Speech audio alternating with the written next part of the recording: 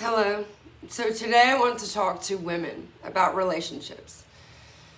A lot of women come to me and ask me, why won't men commit to me? And all I can think is, how about I give you all my stalkers and you can have them? I think the thing is that women don't understand. Men are like cats. So if a cat sees a mouse just sitting there cleaning its paws, it's going to be bored and yawn. But if a cat sees that mouse run, it's going to run instinctually after it. And that's how men are with women. They don't like women in their faces and being very easy to get. They like to chase, and they like to, the accomplishment of getting a woman. Another thing is that, please don't throw bricks through my windows. I'm so glad none of you know where I live. The divorce rate is 50% and climbing. And I attribute that, this is just my own opinion, and I'm entitled to freedom of speech. This is America. I'm entitled to my own opinion. So hate me, don't hate me, whatever. I'm just giving you some advice, what works for me. So the divorce rate, 50% and climbing. I think it's due to feminism and women telling men that they don't need them. Look, I'm an independent woman. I'm a career woman. I have a master's degree and a great job, and I'm financially independent. But I need a man. I have my own skills. I cook, clean, I work my own job, I take care of kids, and a man has his skills. He can fix things. He can lift things in high places. He can, heavy things, fix cars, things like that I can't do. We need each other, and men must feel needed. It's very important for you to make a man feel needed. You will lose a man very quickly unless you tell him all the time how much he is needed. I attribute most of this divorce, women, you're gonna kill me, but to women. This whole movement of, don't open doors for me, you don't need to do that. That takes away men's purpose. They like to have purpose, and they like to feel needed. I'm gonna get even deeper here. Women, you cannot argue who is the leader of the family. There needs to be one leader in the family. And biologically speaking, historically speaking, men are the stronger, the bigger sex. They've always been the leader. Why not just let biology, win this fight?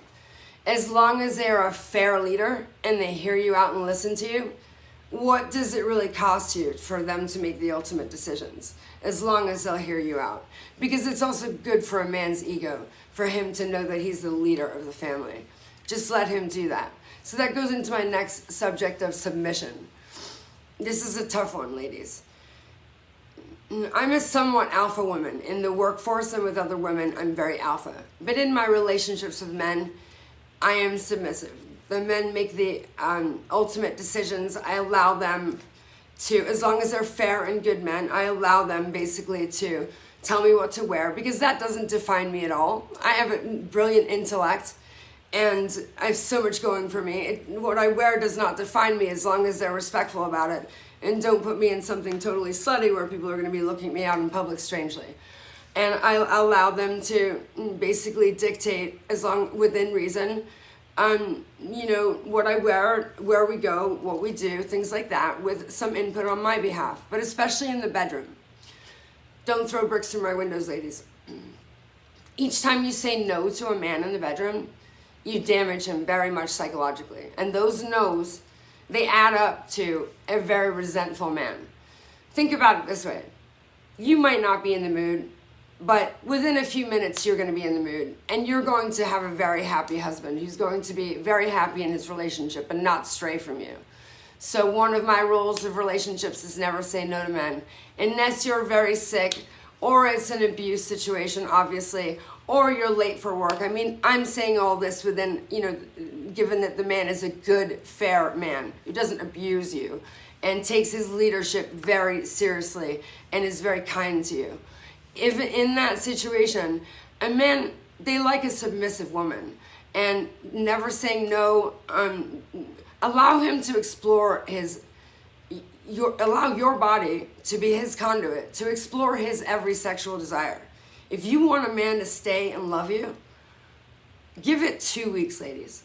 Let him be the leader. Be a submissive.